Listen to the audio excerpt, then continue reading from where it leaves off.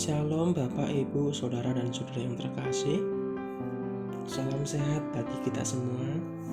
Puji nama Tuhan, penyertaan, pertolongan sepanjang malam hingga pada pagi hari ini kita boleh bersama-sama merenungkan kebenaran firman Tuhan yang akan kita baca bersama-sama. Sebelum kita membaca dan merenungkannya, mari kita bersatu di dalam doa. Tak henti-hentinya kami mengucap syukur ya Bapa untuk kebaikan bagi kami yang Kau limpahkan setiap hari, setiap waktu. Terima kasih untuk pertolongan. Terima kasih untuk segala sesuatu yang Kau berikan kepada kami, yang kami boleh nikmati bersama-sama. Keluarga kami, baik pribadi kami. Tuhan, kami akan mendengarkan firman-Mu sebelum kami melakukan aktivitas kami. Tuhan menolong dan memberkati kami. Kesehatan, kekuatan, hikmat yang berasal daripada Engkau. Dalam satu nama Yesus Kristus kami siap membaca dan merenungkan firman. Haleluya. Amin. Bapak, Ibu, dan saudara-saudara yang terkasih, renungan kita di pagi hari ini bertema siksaan yang dahsyat, yang terambil di dalam kitab Matius 24 ayat 15 sampai 27. Alkitab Lembaga Indonesia memberi judul Siksaan yang berat dan Mesias palsu. Jadi, apabila kamu melihat pembinasaan keji berdiri di tempat kudus, menurut firman yang disampaikan oleh Nabi Daniel, para pembaca hendaklah memperhatikannya. Maka orang-orang yang di Yudea haruslah melarikan diri ke pegunungan. Orang yang sedang di peranginan di atas rumah, janganlah ia turun untuk mengambil barang-barang dari rumahnya. Dan orang yang sedang di ladang, janganlah ia kembali untuk mengambil pakaiannya. Celakalah ibu-ibu yang sedang hamil atau yang menyusukan bayi pada masa itu.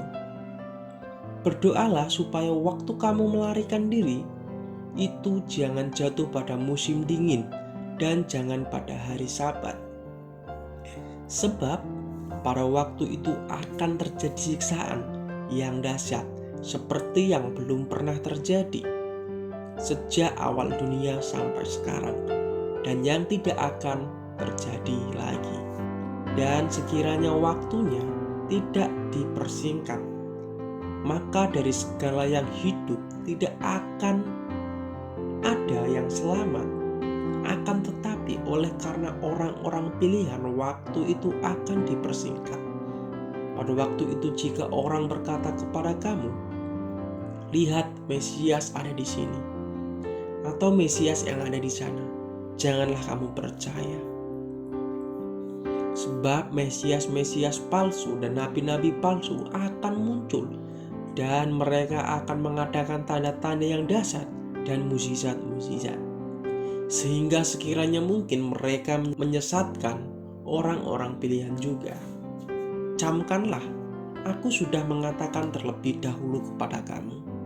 Jadi, apabila orang berkata kepadamu, lihat, ia ada di padang gurun, janganlah kamu pergi ke situ. Atau lihat, ia ada di dalam bilik, janganlah kamu percaya. Sebab sama seperti kilat memancar dari sebelah timur yang melontarkan cahayanya sampai ke barat, demikian pula lah kelak kedatangan Anak Manusia. Sebab pada masa itu akan terjadi siksaan yang dahsyat seperti yang belum pernah terjadi sejak awal dunia sampai sekarang, dan yang tidak akan terjadi lagi. Mulai dengan Matius 24 ayat yang ke-15, Yesus berbicara mengenai tanda-tanda khusus yang akan terjadi selama masa kesengsaraan besar. Dalam Wahyu 7 ayat yang ke-14, istilah siksaan yang dahsyat dalam tanda-tanda yang menunjukkan bahwa akhir zaman sudah dekat sekali.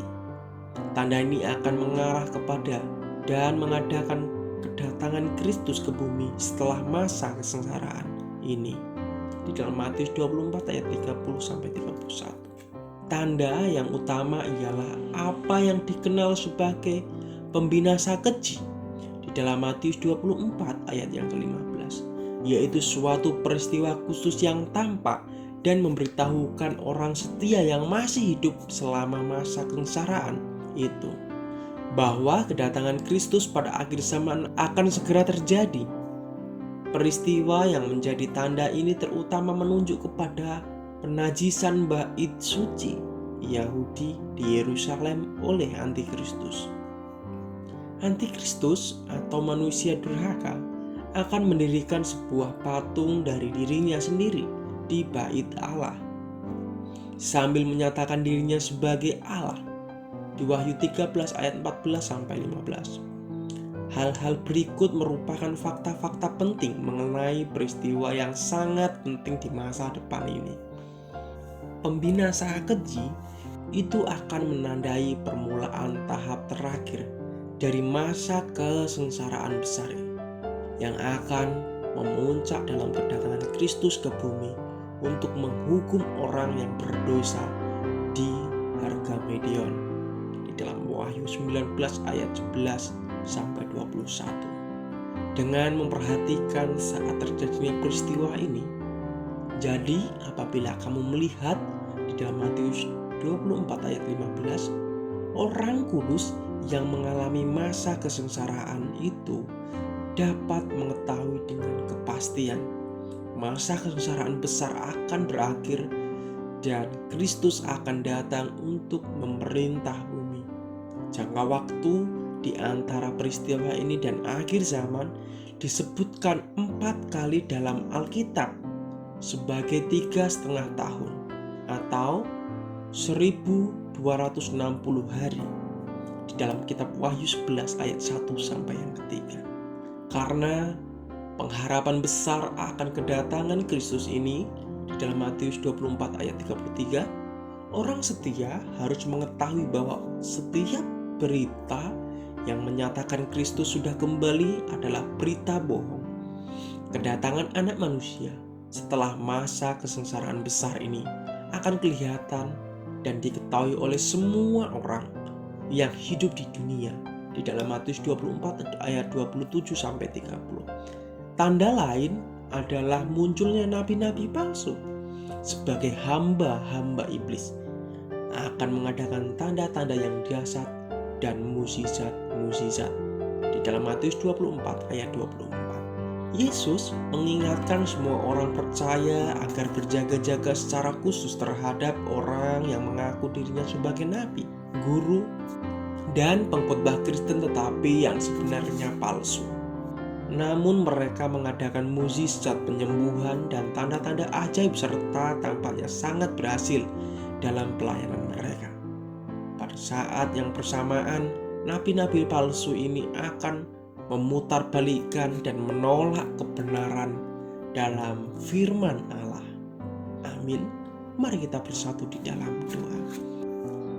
Segala pujian hanya di dalam nama Yesus Kristus. Terima kasih Tuhan, terima kasih untuk segala berkat dan rahmat-Mu yang sudah Engkau limpahkan kepada kami melalui firman-Mu yang baru saja kami dengar. Semoga seluruh kebijakan yang ada di dalam firman-Mu ini ya Bapa, firman-Mu yang kami dengar hari ini bisa menjadi pedoman dan cahaya bagi kami dalam melewati dan menjalani seluruh aktivitas kehidupan kami.